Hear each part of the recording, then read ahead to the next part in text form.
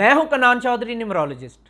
21 जून 2020 को सूरज ग्रहण हुआ है और अब 5 जुलाई 2020 को चांद ग्रहण होने जा रहा है। इन दोनों चार्ट्स की कैलकुलेशन के मुताबिक मैं आपको ये बताऊंगा कि पाकिस्तान, इंडिया, चाइना और बांग्लादेश और अमेरिका का आने वाले टाइम पीरियड में क्या फ्यूचर होगा। बहुत सारे लोग ये सवाल पूछ रहे थे कि आने वाले टाइम पीरियड में हालात इस खित्ते में कैसे रहेंगे जिसमें अभी हम रह रहे हैं।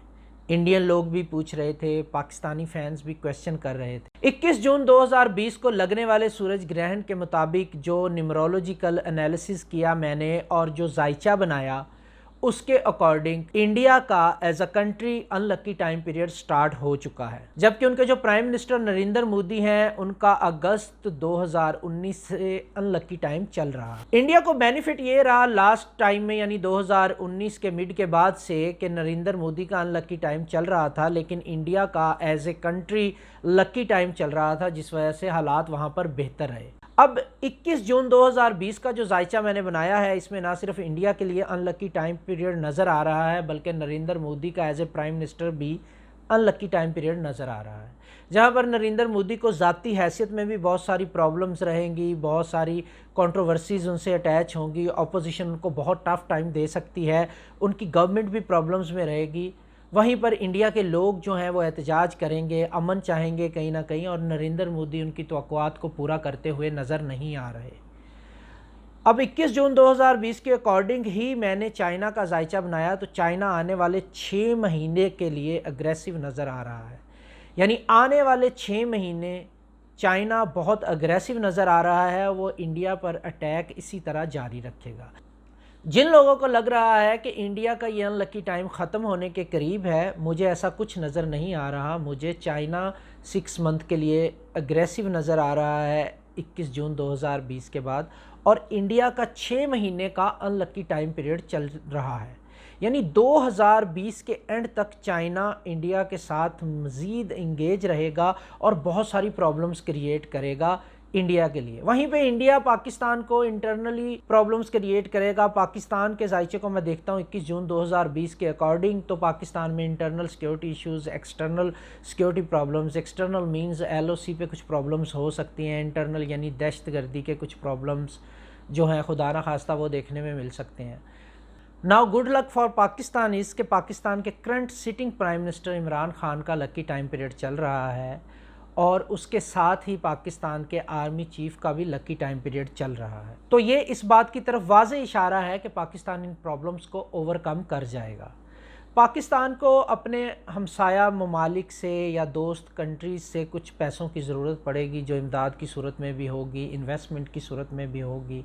हाँ, ये ज़रूर हो सकता है कि पाकिस्तान को अपने कुछ असासे जो हैं कहीं ना कहीं गिरवी रखने पड़ें, तो चाइना की तरफ से मुझे पाकिस्तान में मज़ीद इन्वेस्टमेंट आती हुई नज़र आ रही है। पाकिस्तान को इंटरनल एक्सटर्नल सिक्योरिटी इशू ज़रूर रहेंगे, लेकिन पाकिस्तान उनको ओवरकम करता हुआ नज़र आ रहा है आने वाले टाइम पीरियड में, क्योंकि इमरान खान का अच्छा टाइम पीरियड चल रहा है। पाकिस्तान में अपोजिशन का टाइम पीरियड भी इतना स्ट्रॉन्ग नज़र नहीं आ रहा आने वाले 6 महीने में कि वो गवर्नमेंट को टफ़ टाइम दे सकें। अब आपने बहुत सारी बातें सुनी होंगी कि इमरान खान की हुकूमत आज जा रही है, कल जा रही है। मैंने इमरान खान के हल्फ के बाद भी यही प्रिडिक्ट किया था, अब भी यही प्रिडिक्शन दे रहा हूँ कि इमरान खान को सबसे ज़्यादा प्रॉब्लम अपने पार्टी के लोगों से ही रहेंगे। उसमें वो चेंजेस भी लेके आएंगे। अभी जुलाई के महीना चेंजेस के वाले से बहुत अहम है, लेकिन इमरान खान की हुकूमत को कोई ख़तरा नज़र नहीं आ रहा।